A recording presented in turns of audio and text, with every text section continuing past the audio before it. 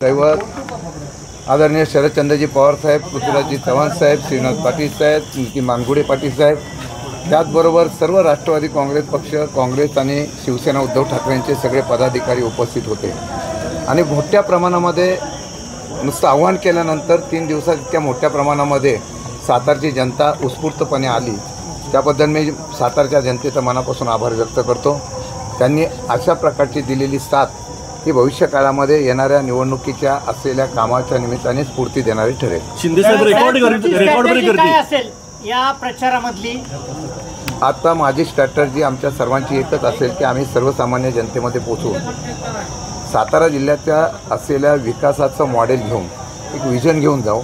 एक चांगला लोकप्रतिनिधीचा ज्यावेळेला तुलना करतील की लोकसभेचे उमेदवार, खासदारकीच्या जे काही समोर असतील त्यांच्यामध्ये कोण चांगला असावा, तो आपले प्रश्न मांडेल, आपले प्रश्न विचारेल आणि त्याचबरोबर आपल्या जिल्ह्याला न्याय देऊ शकेल, अशा प्रकारचं विजन घेऊन आम्ही समोर जाणार आहोत। विशेषतः हा जिल्हा चव्हाण साहेबांचा पुरोगामी विचाराचा जिल्हा आहे, ते सिद्ध करण्याचा प्रयत्न 100% येणाऱ्या काळामध्ये मी करणार। साहेब, नरेंद्र पाटलांनी तुमच्यावर टीका केलेली आहे की महाविकास आघाडीचा तुतारीचा उमेदवार मुंबई कृषी उत्पन्न बाजार समितीत तुतारीचा घोटाळा करतो, हे खूप लांछनास्पद आहे असं ते म्हणतात। मी त्यांच्याबद्दल बोलणार नाही। मी अण्णासाहेब पाटलांचा, शिवराव पाटलांचा कार्यकर्ता आहे। माथाडी कामगार त्यांना उत्तर देतील, त्यांना सत्तेवर बसवताना मी सहकार्य केलेलं आहे। त्यांना साहेबांचे चिरंजीव आहे, मी त्यांचा आदर ठेवेल। ठीक आहे, त्यांनी टीका केली असेल, त्यांचं टीका करणार, आता त्यांना कोणीतरी सांगितलं असेल टीका करा।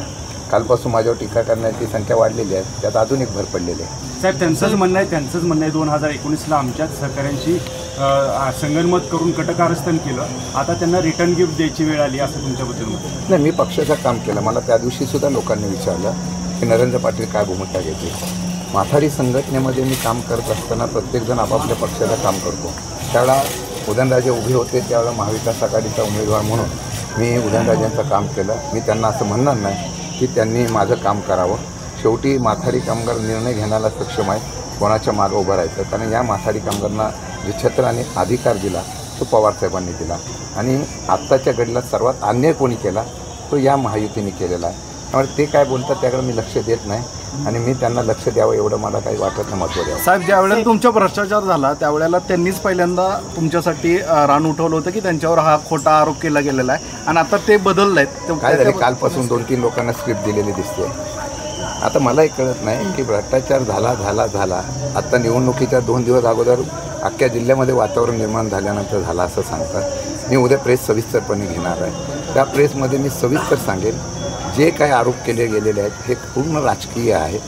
जे देशात राज्यात चाललेलं आहे तेच आता या ठिकाणी करण्याचा प्रयत्न होत आहे, दुर्दैव आहे। मी कालही सांगितलं, जनतेच्या न्यायालयात निर्णय होऊन द्या, जनतेच्या न्यायालयामध्ये त्याबद्दल निर्णय कौल देतील तो मला मान्य असेल आणि विशेषतः न्यायालयामध्ये जो काही विषय होईल त्याला मी मान्यता देईल। मला आत्ता करत नाही, 15-20 वर्षानंतर अचानक त्या ठिकाणी आणि उद्यासुद्धा ज्या मुतारीच्या घोट्यावरती बोलतात, ज्यांनी आत्महत्या करायला लावली, उद्या त्यांची कुटुंबसुद्धा येऊन समोर स्टेटमेंट द्यायला तयार होतील की कोणी षडयंत्र केलं असो।